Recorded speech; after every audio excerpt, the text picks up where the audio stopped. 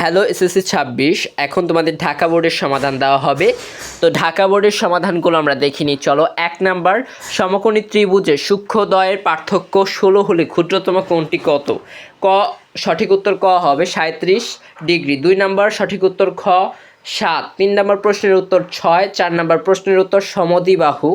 ৫ number প্রশ্নের উত্তর নির্দিষ্ট চতুর্ভুজ অঙ্কনের জন্য কয়টি স্বতন্ত্র উপাত্ত প্রয়োজন? সঠিক উত্তর ৫। ৬ নাম্বার প্রশ্নের উত্তর ৭, ৯। ৭ নাম্বার প্রশ্নের উত্তর 4:6:6:9। ৮ নাম্বার প্রশ্নের উত্তর গ 13/4। ৯ নাম্বার প্রশ্নের উত্তর ঘ ১, ২, ৩। ১০ নাম্বার প্রশ্নের উত্তর ১৯%। ১১ নাম্বার প্রশ্নের উত্তর গ ১২ নম্বর প্রশ্নের উত্তর সমান হবে খ। উদ্দীপক থেকে ১৩ নম্বর প্রশ্নের উত্তর হবে ৪৪। ১৪ নম্বর প্রশ্নের উত্তর হবে ২৫২। ১৫ নম্বর প্রশ্নের উত্তর হবে গ ১০। তো তারপর ১৬ নম্বর প্রশ্নের উত্তর ক ১। ১৭ নম্বর প্রশ্নের উত্তর ক ১, ২। ১৮ নম্বর প্রশ্নের উত্তর ক ১। ১৯ নম্বর প্রশ্নের উত্তর খ ২। ২০ নম্বর প্রশ্নের উত্তর খ z+x z-x।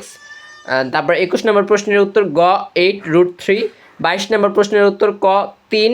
২৫ নম্বর প্রশ্নের উত্তর গ ৬০ ডিগ্রি। ২৬ নম্বর প্রশ্নের উত্তর ৪২.৬৭। ২৭ নম্বর প্রশ্নের উত্তর গ a² + b² / ab। ২৮ নম্বর প্রশ্নের উত্তর খ ১, ৩। ৩০ নম্বর প্রশ্নের উত্তর গ ০। তো সবাইকে ধন্যবাদ। আর কোন বোর্ডের চাও দ্রুত কমেন্ট করে ফেলো।